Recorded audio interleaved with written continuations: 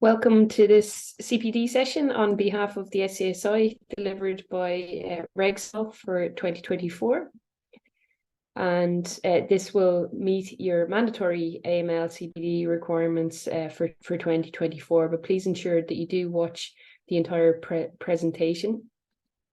Just a quick note with respect to RegSol, we're a consultancy and trading body, mostly engaging with financial services, but also engaging with all types of designated persons, including property service providers. We work on a range of projects in terms of drafting policies and procedures and business-wide risk assessments and delivering this type of training.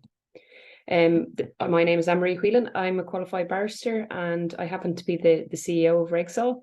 So my day-to-day is as lead regulatory consultant.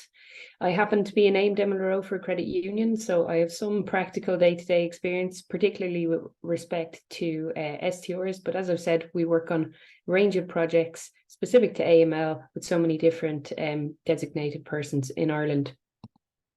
Now, in terms of this particular session, just starting with a little bit of context and reminding ourselves why we have the legislation that we do.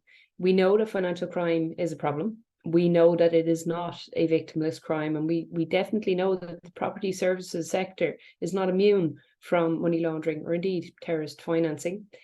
In terms of the size of the problem, we'll never quite know how much money is laundered via transactions conducted or property purchases in Ireland or globally. But the best estimate that we have still comes from the United Nations, and that is 2 to 5% of global GDP probably does flow from illicit proceeds of crime. On the flip side, the UN Office of Drugs and Crime estimates that just 0.2% of the proceeds of crime are actually seized. And that's literally the tip of the iceberg. And in terms of trying to calculate or estimate what the size of that iceberg is in the Irish context, the best figures that we have come from the Criminal Assets Bureau, and they have a specific mandate for seizing the proceeds of crime. And in their 2022 report, which is their most recent report, they indicated that they had returned approximately €6.5 million to the Exchequer under our proceeds of crime legislation. Now, I'm not going to do the maths, but if you were to presume that 6.5 million was just 0.2% of the proceeds of crime generated in the Republic of Ireland each year, that would give you a good example of how large an exposure we could potentially have if we didn't have legislation to try to minimise the abuse by criminals of our legitimate services and attempting to launder those funds and perpetuate the criminal cycle. Now, in terms of the level of activity in Ireland, it's very easy to run a quick search for the phrase money laundering in Ireland, and quite regularly we get results like this. And this is just an example.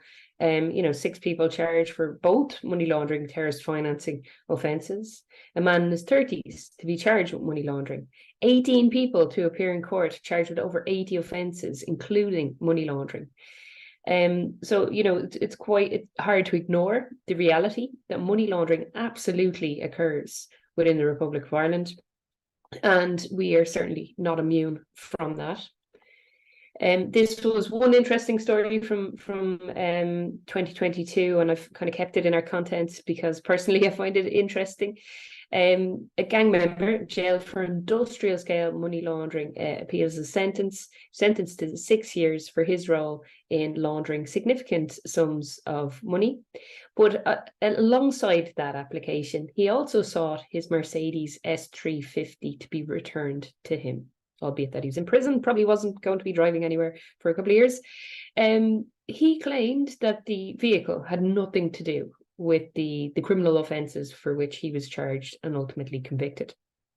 Now, unfortunately for him, he was sitting in his vehicle, found to be in possession of over €280,000 and over £65,000, which were deemed to be the proceeds of crime, and was counting his cut of those sums of money. So it was very easy for the state to argue that his vehicle was in fact intrinsic to the commission of those offences, and that his vehicle was not returned to him, and he continues to serve out his sentence.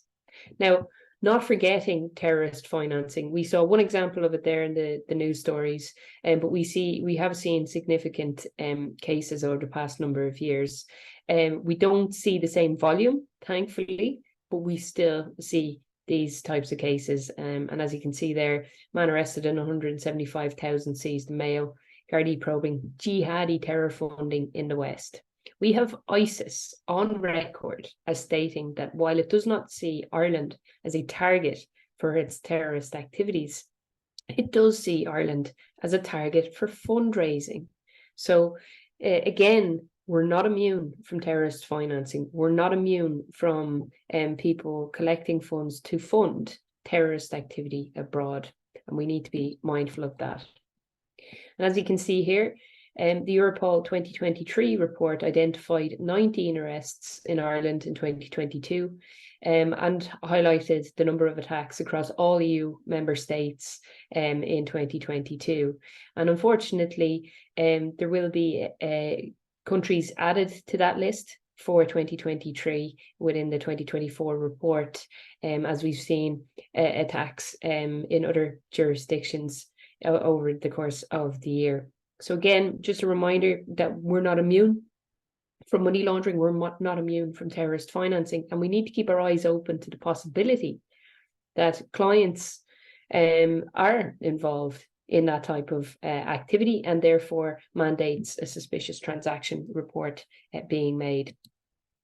Now, in terms of the different offences, terrorist financing is somewhat different to money laundering insofar as money laundering, we're always looking retrospectively. Where did this money come from? Is it the proceeds of crime, or can we determine that we don't believe it is the proceeds of crime, and that there is a legitimate source for these funds, or that we're satisfied there's nothing untoward with that relationship. Whereas terrorist financing, it's all forward looking. What is the intended use of that income, and how could it be, or that asset, how could it be used to assist in the funding of terrorism? Both are similar insofar as both attempt to abuse legitimate services for the purposes of furthering criminal activities.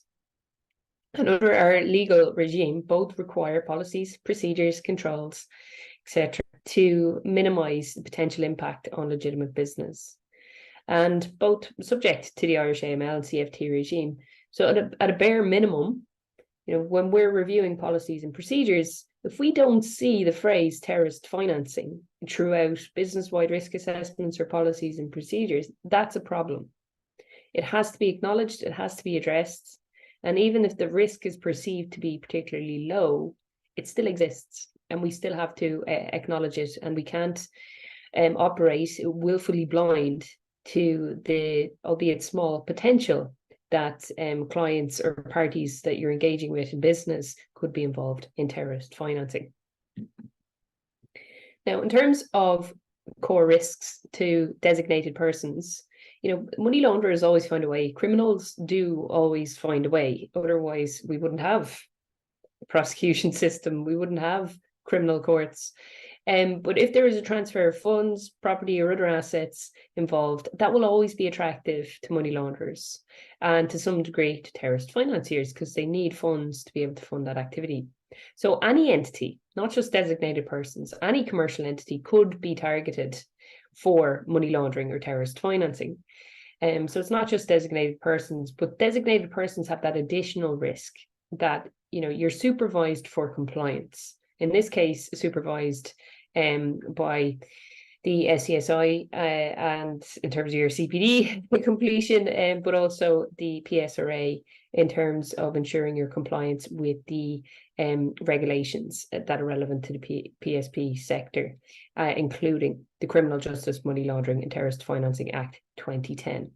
And while the PSRA aren't particularly punitive in terms of their penalty,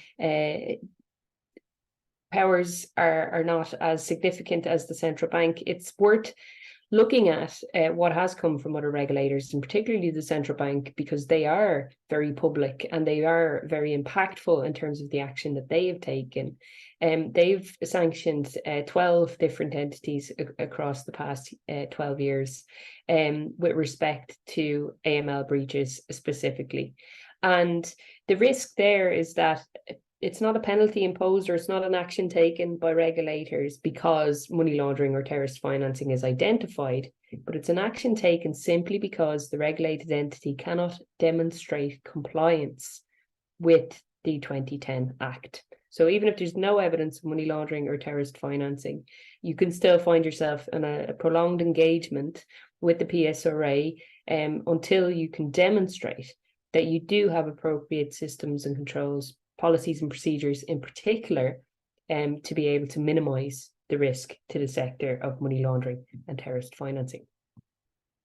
Now, when it comes to the law, the 2010 Act still stands out there as our framework piece of legislation, and it transposed the third EU AML directive into Irish law and created a significant shift in terms of our regulatory landscape. It refers back to the 2005 Terrorist Offences Act. It was amended in 2013, mostly to close off certain loopholes that were identified with the operation of the Act. It was amended again in 2018 to transpose the fourth EU AML directive into Irish law. It was amended again by regulation in 2019. And the primary purpose of that legislation was to ensure that all designated persons would have in place what is colloquially known as a whistle-blowing channel. And that channel would allow any staff working in a designated person to be able to raise concerns about compliance with the 2010 Act. So it's really important that you have those procedures, and that your staff are aware of those procedures, and that you yourself know that you are capable of making that type of report. We also saw a range of regulations with respect to beneficial ownership, which imposed filing requirements with corporate entities, certain financial vehicles, and certain types of trusts with different registrars. And registers now exist that record who are the beneficial owners of these legal entities. And it's important to be aware of that as a PSP, because you also have a cross-checking requirement with those registers when it comes to clients who are established in the Republic of Ireland. And that became effective with the transposition of the fifth directive into Irish law with the Amendment Act in 2021. Since then, we've seen the Central Mechanism for Information on Safe Deposit Boxes and Bank Payment Accounts regulations 2022 and 2023, but they don't impact the PSP sector at all. It only impacts our credit institutions, so you don't need to worry about that. We haven't had any other updates, and we don't actually anticipate any further updates for 2024. And the reason for that is very simple. Back in July 2021, the European Commission put forward a package to completely overhaul the current regime with respect to directives which are required to be transposed into national law, which leaves gaps and leaves the possibility that different member states will have different types of interpretation. And what they've suggested instead is that we have an EU-wide single rule book made applicable through EU regulation that brings it all together and make sure that there's clear consistency of interpretation, and the rules can be followed much easier on a cross-border basis. For that to become effective, though, they've also suggested the establishment of an EU-wide authority to be called AMLA. Now, the application for the location of AMLA, that process ended on the 10th of November 2023. And as at the date of recording this session, we are still unaware as to where the AMLA will sit. But all you need to know is that the EU-wide single rulebook will not become and cannot become effective unless or until AMLA is operational, and that is not expected to happen until 2025.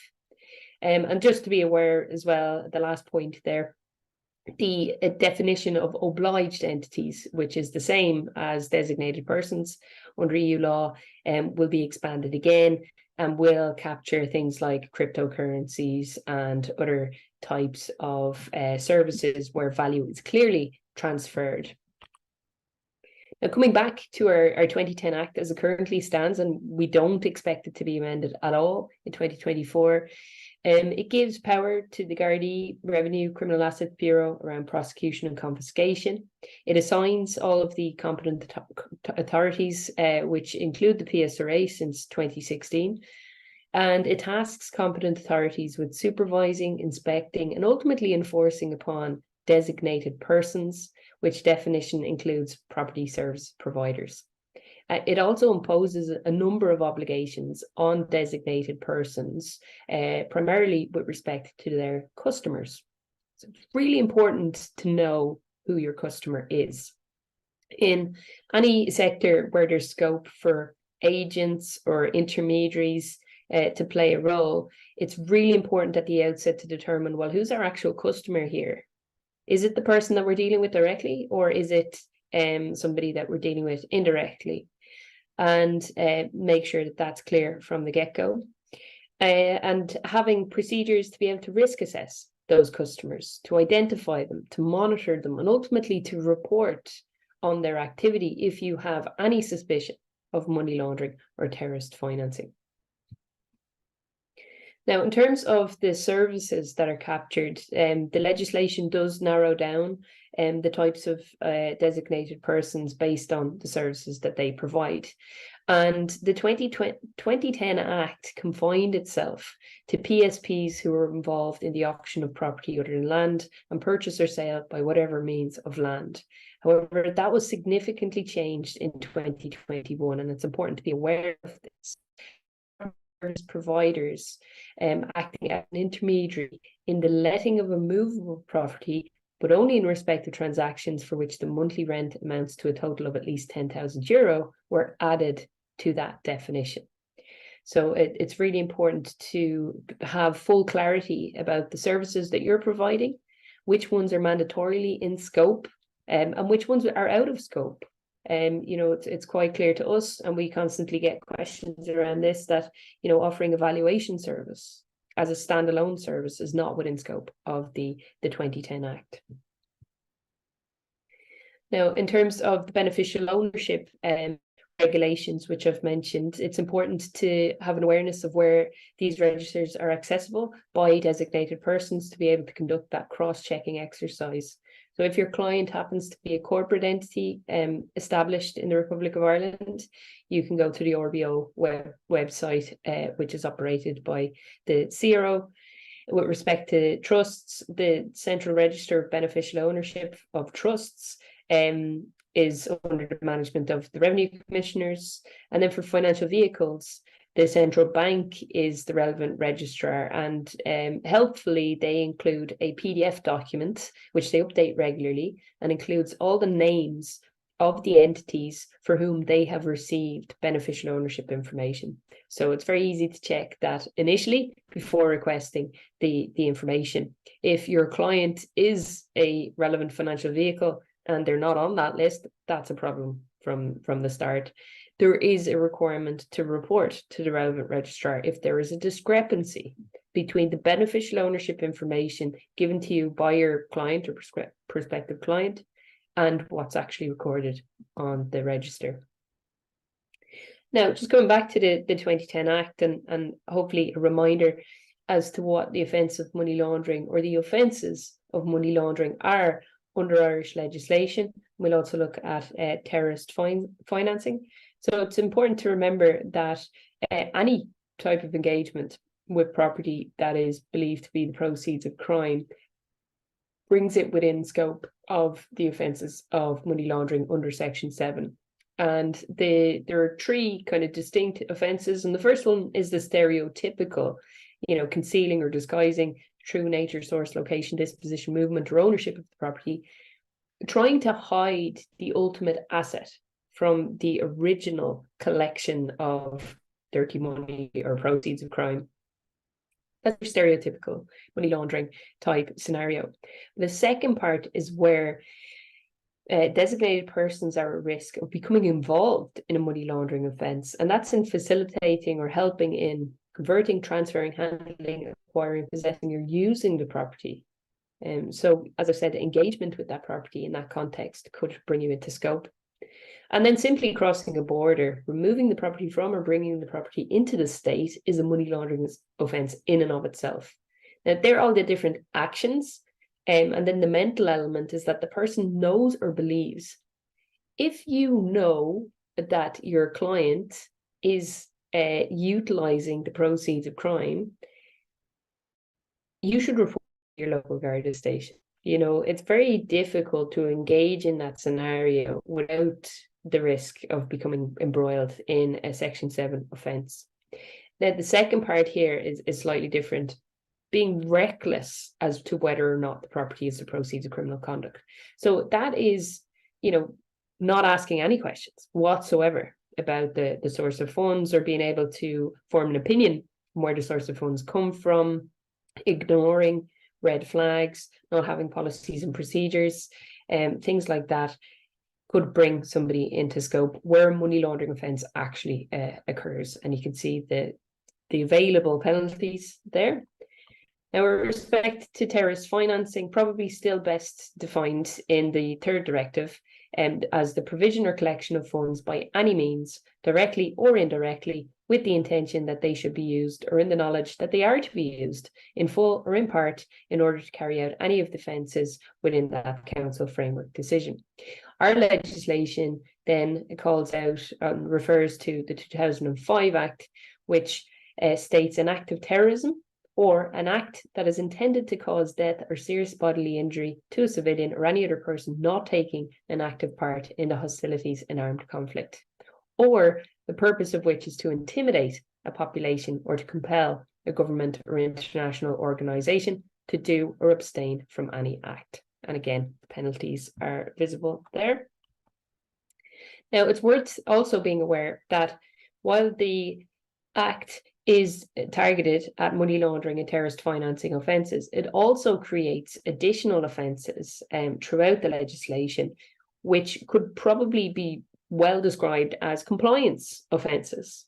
You know, failing to comply with an order not to carry out a service or transaction. So that's usually a court order that comes in, which tells your entity not to engage and to not proceed with a transaction. Failing to do that, continuing with the transaction, is a criminal offence. Not having a business-wide risk assessment is a criminal offence. Not getting enough information or monitoring customers on a risk-based approach. Not applying enhanced customer due diligence in mandatory scenarios such as high-risk third countries. Tipping off, making a disclosure likely to prejudice an investigation following an STR. Not adopting internal policies, controls, and procedures. So, as you can see there, a range of compliance offences, and it's really important to be aware of those at a minimum in terms of your control framework. And also, at a kind of director and officer level, Section 111 of the Act specifically targets those persons in those positions of power where an offence under the Act is committed, whether it's money laundering, terrorist financing, or indeed any of those compliance offences, where it's proven to be committed with consent or connivance of. If you consent or connive to a criminal activity, you're part of the criminal enterprise and deserve to be prosecuted. It's as simple as that. But this, again, there's a second element here, and that's where it's proven to be attributable to any willful neglect on the part of that person. And willful neglect is basically, you know, choosing not to have policies and procedures, not overseeing an AML CFT control framework, not engaging on a business-wide risk assessment, those types of things. So it's really important that board members or persons who are officers do take this seriously and do actively manage the framework and make sure it's in place and updated as necessary. Now, if I was to stop here, which I'm not, because this is an hour session, we will continue to the end, But this is as concise as we can get in terms of the obligations that derive from the 2010 Act and are imposed on designated persons. Now, the first bullet point there, governance and culture, you won't see that phrase throughout the 2010 Act at all, but it is really important, and some regulators have stressed the importance of this in dictating how everything else works. Risk assessment is key. You are expected to undertake a risk-based approach to your procedures, to your risk assessment of clients and things like that. And it's really important that the business-wide risk assessment exercise is done well to allow that feed into everything else. So you've got the entity or company level risk assessment, which, as we've seen, it's a criminal offence not to have one. We have then a kind of customer or client level risk assessment as well, kind of looking at, well, what might be the unique risk factors that pertain to a particular relationship, and does that warrant heightened CDD and scrutiny, or does it allow for a lower level of CDD?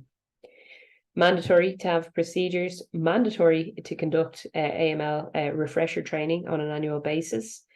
In terms of record keeping, the legislation requires certain records to be maintained for a 5-year period.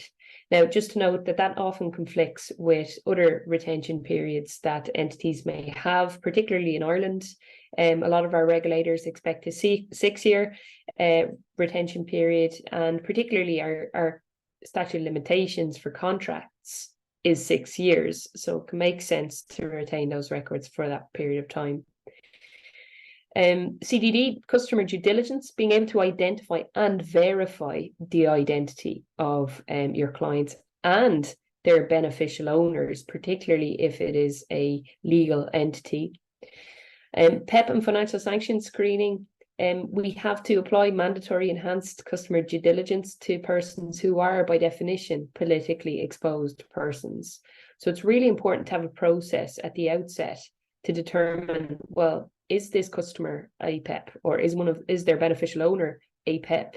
Because that will dictate the application of enhanced CDD. Now, many larger entities will use screening tools, and it's very helpful to do both a PEP screen and a financial sanction screen at the same time. But just to note that financial sanctions obligations don't derive from our 2010 Act. They actually come from a myriad of other pieces of legislation, but being aware that if you breach a financial sanction implemented by the EU, that's a strict liability offence. So having the means to screen and try to make sure that you're not engaging with any entity or individual on the EU or UN sanctions list is highly recommended.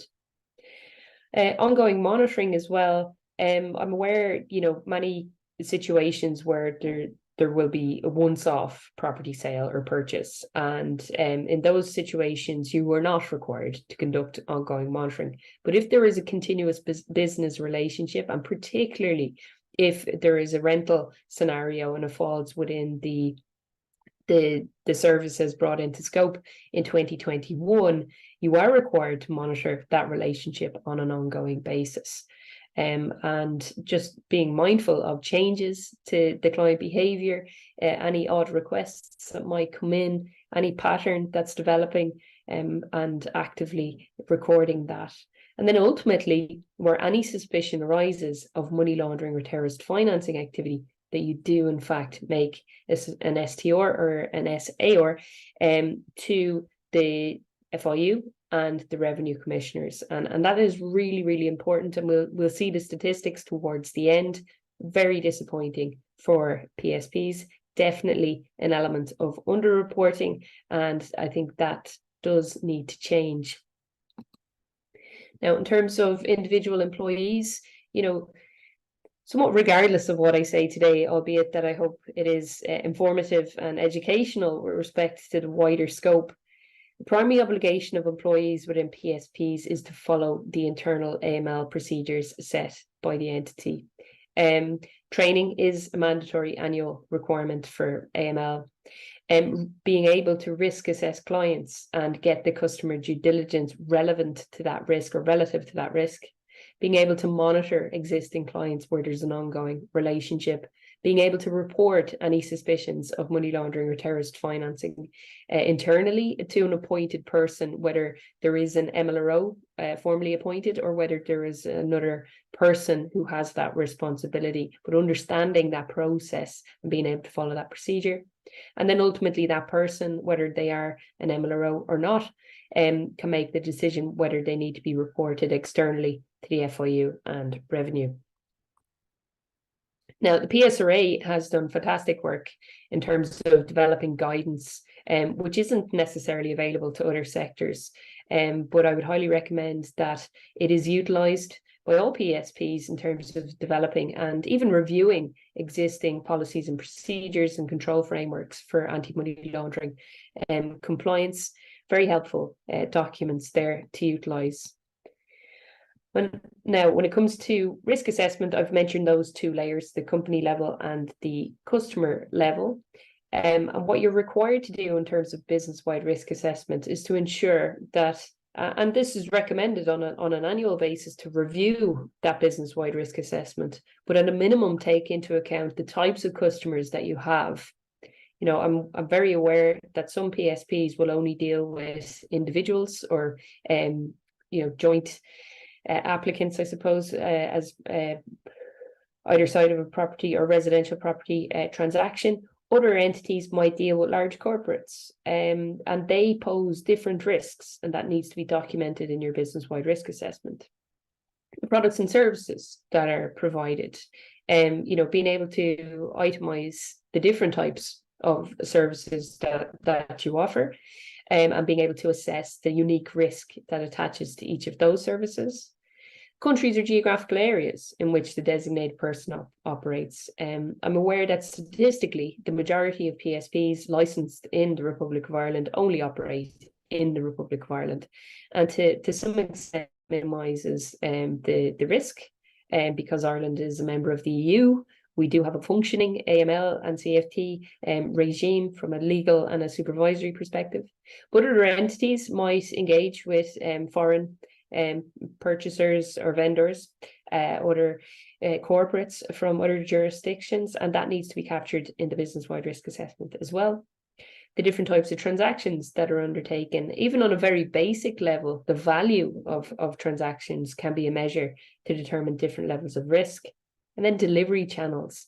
So it's important to distinguish the somewhat minimized risk of impersonation and fraud when you're capable of meeting the person face-to-face or meeting an entity representative face-to-face relative to remote engagement, where it is easier for individuals to impersonate. It is easier for people to present falsified documents.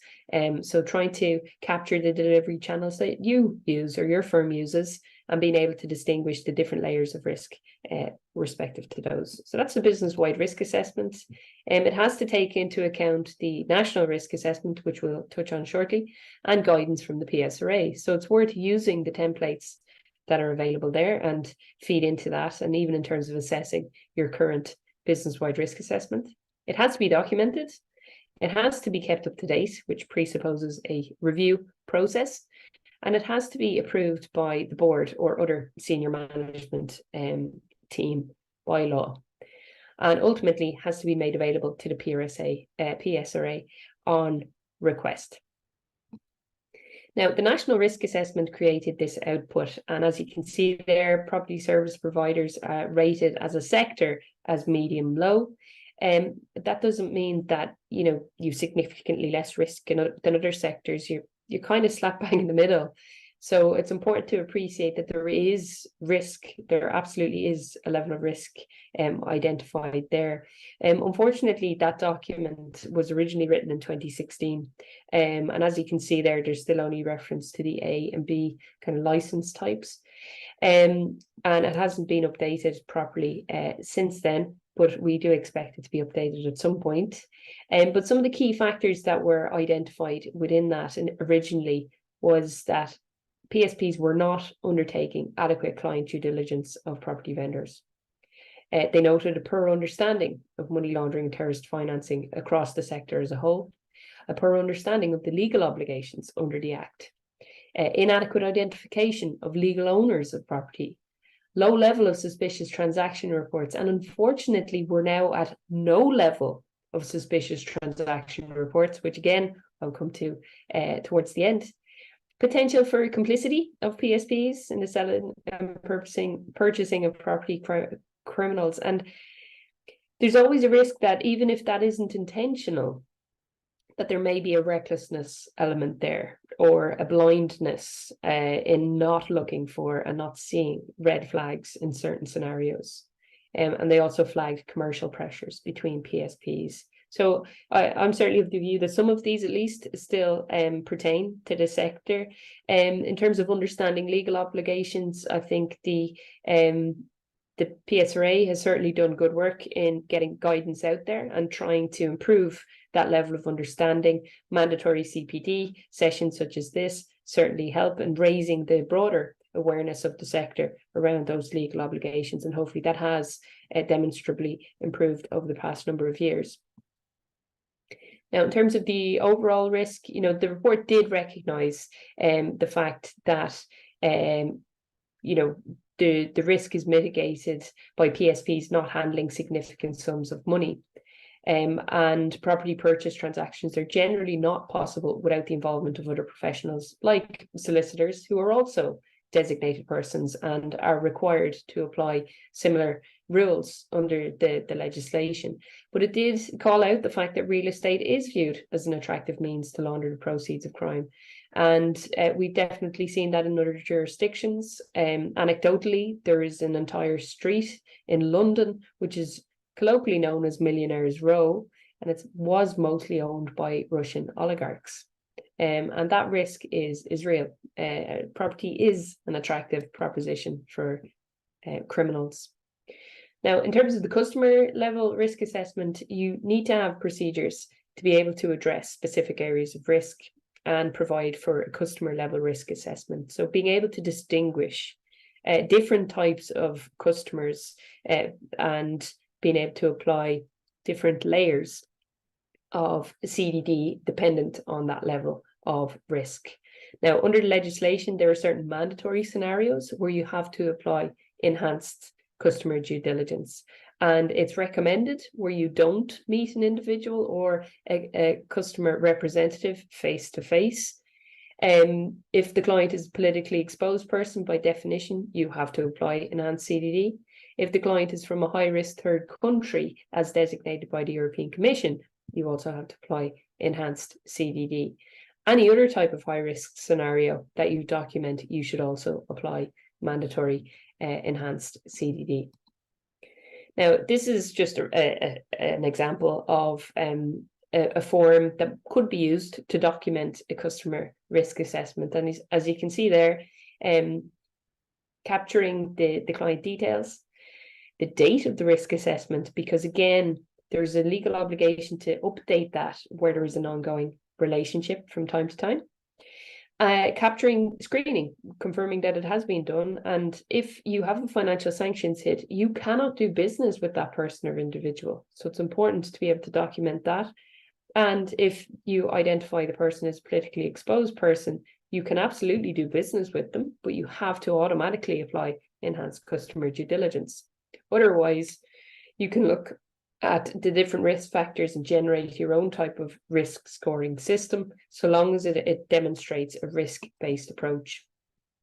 Now, this is a high-risk third countries list as it was in early 2023. Unfortunately, we don't have a 2024 list available. The European Commission had made amendments in May 2023 and unfortunately did not update the actual list itself. So just being mindful that Nigeria and South Africa were added to that list in May 23 and Cambodia and Morocco were removed. Now, this is only relevant for those entities who engage with clients that may come from those jurisdictions. Now, in terms of policies and procedures, we've seen that that's a mandatory requirement, and Section 54 sets that out, and the types of things that must be included in those procedures, including customer due diligence, monitoring transactions, reporting, including STRs, record keeping, keeping documents and information up to date on customers and risk assessments, internal systems and controls to identify emerging risks and keep business-wide risk assessments up to date, monitoring and managing compliance with and the internal communication of the policies, controls and procedures. So it's really important that you have written procedures. And you can see there, they're required to be approved by senior management. And it's important that entities assess who that is. Now, for sole traders, that's you. But for entities that might have a board or might have a director or multiple directors, you are generally considered senior management. And the requirement to keep them under review, which again presupposes a review cycle. Subsection 6 there sets out the mandatory training requirement. So designated persons shall ensure that persons, now it doesn't distinguish by role. So every person involved in the conduct of the designated person's business must be instructed on the law relating to money laundering and terrorist financing and provided with ongoing training on identifying a transaction or other activity that may be related to money laundering and terrorist financing. So it's important that everybody undertakes this type of training within the PSP sector on an annual basis. Now, when it comes to customer due diligence, what does that mean? The legal requirement is to identify the customer and verify their identity on the basis of documents or information that the designated person has reasonable grounds to believe can be relied upon to confirm their identity, and specifically calls out documents from a government source like a passport, things like that. But this does allow for situations where you can determine what type of format, what type of system, electronic verification methods are to be used internally. And so long as it's demonstrable that that method is reliable and presents reasonable grounds for relying on it, you can proceed with that. There is no mandatory standard or format with respect to what's acceptable. Now, in terms of the different layers of CDD, we've mentioned multiple times about enhanced CDD for high-risk clients. And what we generally recommend a risk-based approach should look like is something like this. Your kind of standard low-risk client that doesn't really present any additional level of risk, that they have a standard level of CDD applied to them. Now, if that's an individual, that's usually a photo ID in the form of a passport or a driver's license and proof of their residential address in the form of a utility bill, ideally, or a bank statement or another statement from a regulated entity. You may have, depending on your risk-based system, medium risk clients where you've identified that they have an additional layer of risk there because of a particular factor unique to that relationship, or it's a non-face-to-face scenario and you're adding an additional layer of assurance. That should result in a standard CDD being applied plus some form of additional verification. So whether that is certification of copy documents or an additional document, whether that's an additional photo ID document or an additional proof of address document to corroborate the documents that you would likely get under standard CDD, or other types of checks. So like if it's a commercial entity that you're checking that they are registered with the CRO or equivalent in a foreign jurisdiction, that you're checking that they have a website, that they've publicly available information, you can call them up, they actually exist, things like that. For high-risk clients, enhanced CDD should contain standard CDD, some element of additional verification, so additional documents or information to corroborate the standard level of CDD, plus under the legislation, mandatory steps for senior management approval. So that has to be documented. And again, it's important for the procedures to call out who is senior management for that purposes, and ensuring that they are in fact rated as high risk. So just examples, again, in terms of individuals and companies, appreciating that you might have other types of entities or clients. But individuals were generally satisfied that we verified their identity uniquely if we can prove their name, date of birth, and residential address. For companies, it's slightly more complicated than any legal entity because you all automatically have two layers of verification. And firstly, you have to verify that the entity itself exists. You need its legal name, you need its registered address, you need its company type, entity type, so you can check the relevant registers. And then you need to look beyond the entity and identify all of the natural persons who own or control that entity. So the beneficial owners, whether they're the directors or not. So being able to get that information. Okay, so financial sanctions, I mentioned earlier that these obligations don't derive from the 2010 Act at all. But it's really important to be aware of them because they kind of run tangentially to AML and CFT compliance. And as we saw, if you're utilizing a screening system, it kind of makes sense to screen for PEP status and financial sanction status at the same time. Now, the legal obligation around financial sanctions is that you have to prohibit making funds or economic resources available directly or indirectly to or for the benefit of individuals or entities listed on an EU or UN sanctions list. So it's really, really important that you're not engaging with individuals who are sanctioned, and because that is an automatic criminal offence. There is no real defence in the absence of engaging with the relevant competent authority, which in this case is in fact the central bank. So just be mindful of that. Now, when it comes to suspicious activity or suspicious transaction reporting, I think this section is really, really important because as we'll see shortly, there were 0 STRs received by the FIU and the revenue commissioners in the past number of years from property service providers. And that is concerning for a number of reasons. So just a reminder that Section 42 sets out a legal requirement for any designated person, and that includes any individual working in or for the entity who knows, suspects, or has reasonable grounds to suspect, on the basis of information obtained in the course of carrying on business as a designated person, that another person has been or is engaged in an offence of money laundering or terrorist financing. And that has to be reported to both the FIU and the revenue commissioners.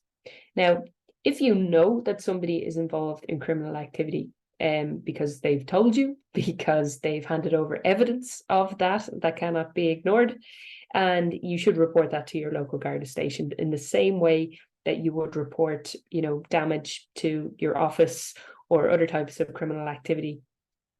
The second part is where things become a little bit grey, and this is where individuals tend to have a bit of trouble in terms of assessing, well, what is suspicious and what isn't.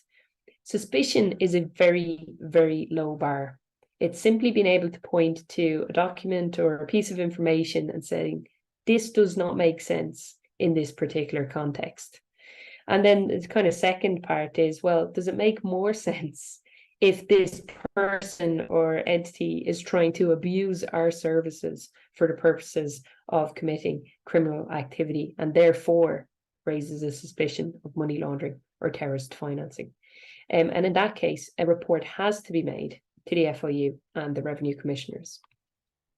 Now, for larger entities, I appreciate many license holders might be single person entities or 2-person operations, and that's fine, but you have the responsibility for making that report directly. But in larger entities, there may be an individual who is appointed as a money laundering reporting officer, and staff should be directed through procedures to report to that person, whether through a formal internal STR form or simply via collating the information in an email to send on to the MLRO. The MLRO or other person tasked with reviewing STRs should review the internal report, investigate based on all of the information available, and ultimately determine whether there is a suspicion and therefore whether to report externally to the FIU and the revenue commissioners. Either way, there should be an STR log, and that should document all internal reports and what action may have been taken, whether it's reported externally or not, and the rationale for the actions that are ultimately taken.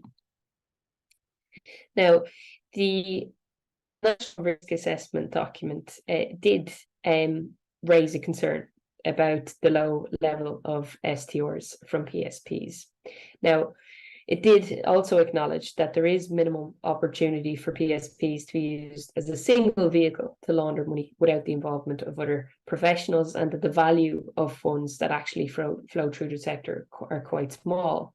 But on the flip side, in some ways, PSPs are very intrinsic to the whole operation of the property market, and that ignores the value of that entire sector. So, there definitely isn't an element of immunity there, just because other designated persons are involved. And there does need to be greater awareness and keeping an open mind as to the possibility that somebody is involved in suspicious activity. And just to note, it's not confined in this context to customers, but just to give you some examples which have been raised with us in training, and to maybe give some food for thought. This is obviously not exhaustive, but just some examples. But if a purchaser wants to use cash for a large deposit, we've seen so many estate agents that have determined that they do not accept cash, and that is a very prudent approach to minimize the money laundering or the additional risk that attaches to cash payments. Purchasers wanting to use a check drawn on a third-party account, there's no obvious link between a purchaser and the third party. That's a problem, because money launderers often do want to transfer value to third parties and make that look legitimate in and of itself. It's important to be aware of what that link is and ask questions about that, and be satisfied that it makes sense in that context that a third party would be making that payment. And we've seen people stupid enough to fully admit that they have gained property in nefarious ways, and that should automatically be reported and raise a concern with respect to money laundering. Now, other risk factors that have been specifically called out over the years by the Financial Action Task Force and the OECD, specifically around the property sector: manipulation of appraisals or valuation of properties, recourse to third parties for concealment of ownership, unusual income, unusual rise in financial means, unusual possession or use of assets, or unusual debt, use of front companies, shell companies, trusts, and company structures, allowing the criminal to not appear as the real owner. And that's really what the beneficial ownership regulations were trying to target, but probably haven't dealt with that issue fully. Rental income to legitimize illicit funds. Like if it looks like a property is vacant, and yet it's being claimed that there's X amount of money coming in every month for that particular property, that should raise a red flag. Property renovations and improvements using illicit funds that increase the value of the property, which is then sold on. So just having an awareness of those scenarios and other scenarios, and not ignoring any potential red flags. Now, in terms of statistics, this is the current state of play. And as you can see, we had a spike in 2020, we had another one in 2021, and it looked like we had another one in 2022, but that's somewhat misleading from an Irish perspective. But it is notable that at this stage, we've reached over 47,000 STRs coming to the Irish FIU and the revenue commissioners, but we've zero property service providers. So even statistically, at a basic level, the maths does not add up.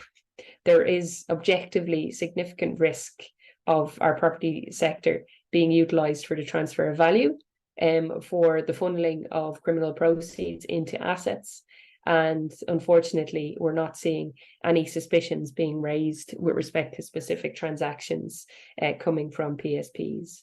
So food for thought there.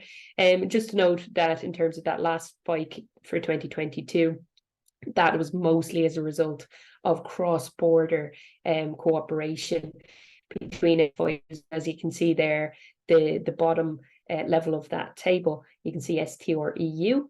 Those are EU originated STRs that came into the FIU Ireland and revenue commissioners, and they accounted for over 11,000 STRs, whereas the Irish originated STRs were about 35,000 in both 2021 and 2022. Now, in terms of enforcement, the Property Services Regulatory Authority is relatively active, and as you can see there, a range of different entities or numbers of entities audited across the past number of years. So 294 in 2022. And the PSRA have made it very, very clear what they look at when they conduct an AML audit, and ticking all the boxes in terms of the AML and CFT control framework that's anticipated by the 2010 Act. You know, the business risk assessment, they will look at that. Client risk assessment, how is that undertaken? Customer due diligence, that it's there, you know, and that it stacks up for your client base. Politically exposed persons, how they're treated.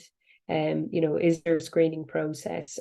Is enhanced CDD applied where they are identified as a customer or beneficial owner of a customer? Suspicious transaction reporting. Are there procedures in place to ensure that that reporting can be made, and are staff trained on that? Is there somebody appointed, like an MLRO or another individual, to undertake the process of considering internal STRs and making external STRs where required? Having procedures, the training, and the retention of records. And as you can see there, the PSRA works closely with its counterparts in the Department of Justice, and equally, it is required to make suspicious transaction reports if they have concerns about AML. All of the competent authorities under Section 60 have an obligation under that to make an STR as well. And the last thing that you want is that they come in and they identify a suspicion and make the report where you haven't. So just be mindful of that. Now, where they find deficiencies, they can issue directions, and they generally do issue directions to bring people up to compliance. And as you can see there, in 2022, 41 of the 294 AML audits revealed non-compliant practices. And then post review, they did close off a number of those issues.